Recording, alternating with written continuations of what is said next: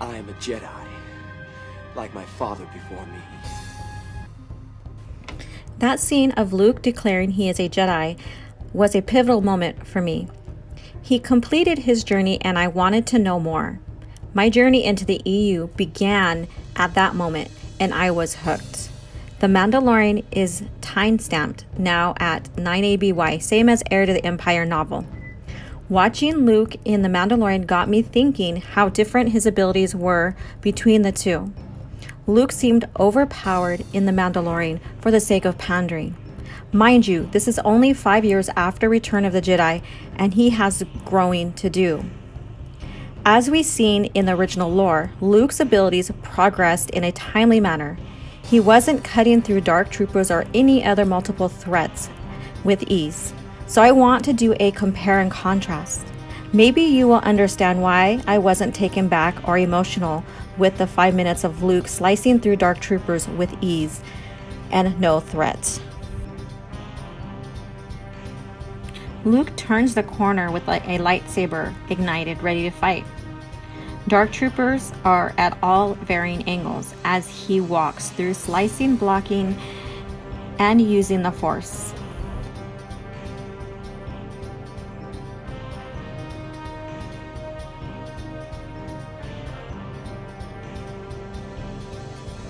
Luke Skywalker is not even overwhelmed. There's no threat. He's easily blocking multiple angles of bolts shot at him. Even having some droids or dark troopers just walk up to him to be cut down and crushed by the Force. As you see, Luke had no trouble or threats.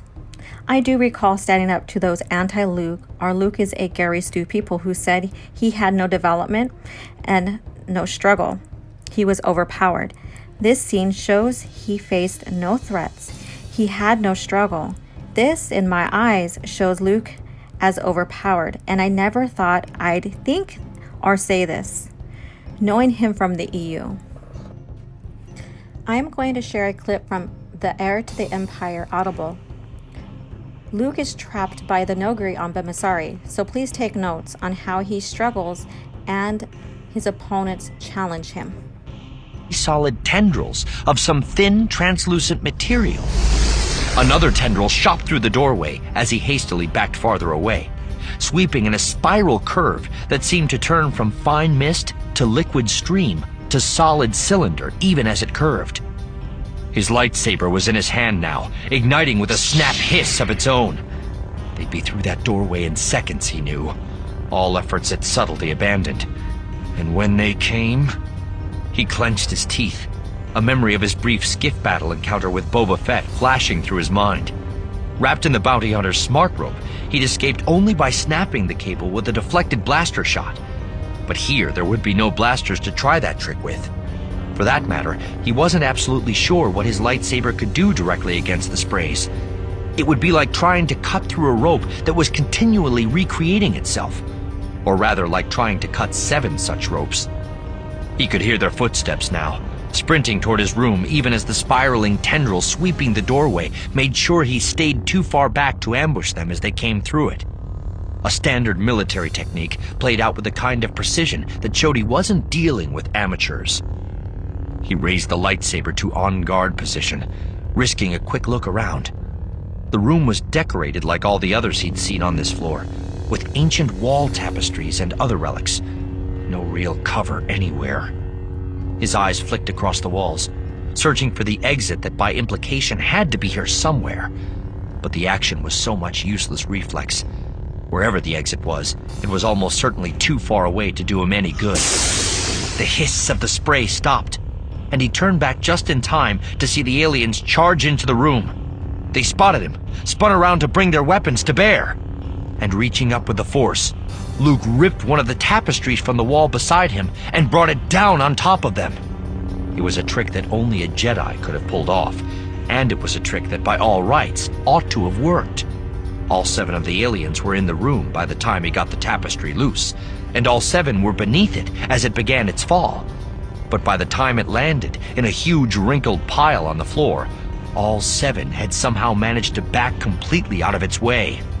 From behind the heap came the sharp hiss of their weapons, and Luke ducked back involuntarily before he realized the webbing sprays weren't coming anywhere near him. Instead, the misty tendrils were sweeping outward, shooting around and past the downed tapestry to crisscross the walls. His first thought was that the weapons must have gone off accidentally, jostled or bumped as the aliens tried to get out from under the falling tapestry. But a split second later, he realized the truth, that they were deliberately webbing the other tapestries into place on the walls to prevent him from trying the same trick twice. Belatedly, Luke tugged at the heaped tapestry, hoping to sweep them back with it, and found that it too was now solidly webbed in place. The spraying ceased, and a single dark eye poked cautiously around the tapestry mountain. And with a strange sort of sadness, Luke realized that he no longer had any choices left. There was now only one way to end this if Han and Leia were to be saved. He locked his lightsaber on and let his mind relax, reaching out with Jedi senses toward the 7 figures, forming their image in his mind's eye. The alien watching him brought his weapon around the edge of the tapestry, and reaching back over his left shoulder, Luke hurled his lightsaber with all his strength. The blade scythed toward the edge of the tapestry, spinning through the air like some strange and fiery predator. The alien saw it, reflexively ducked back, and died as the lightsaber sliced through the tapestry and cut him in half. The others must have realized in that instant that they too were dead, but even then they didn't give up.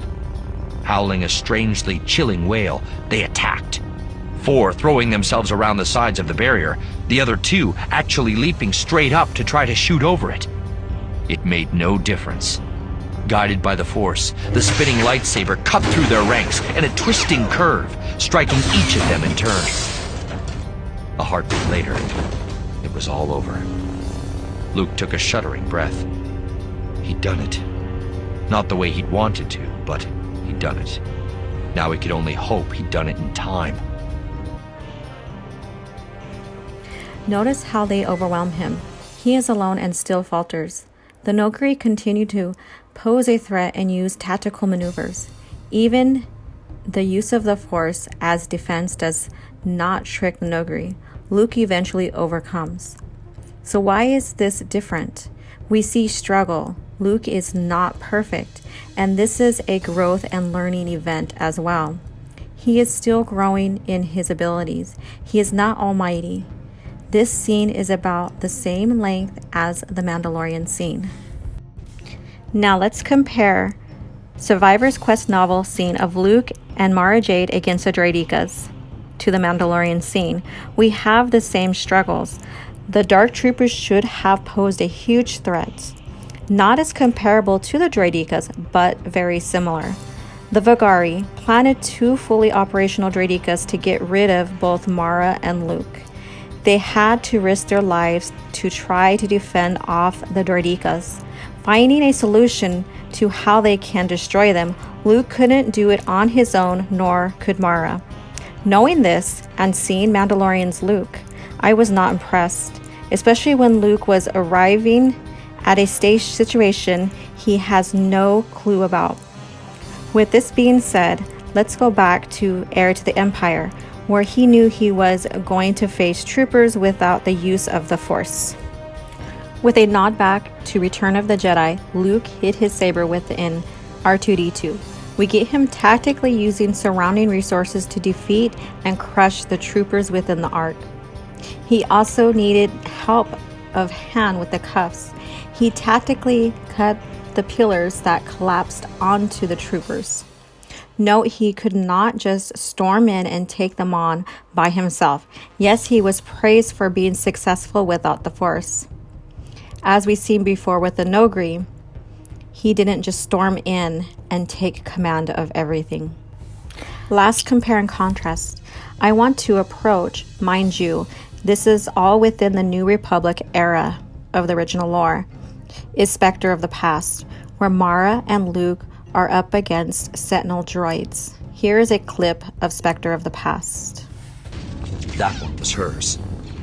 through her own fears and regrets. She could feel his sudden surge of desperate emotion as he tried to come up with a way she would not have to die.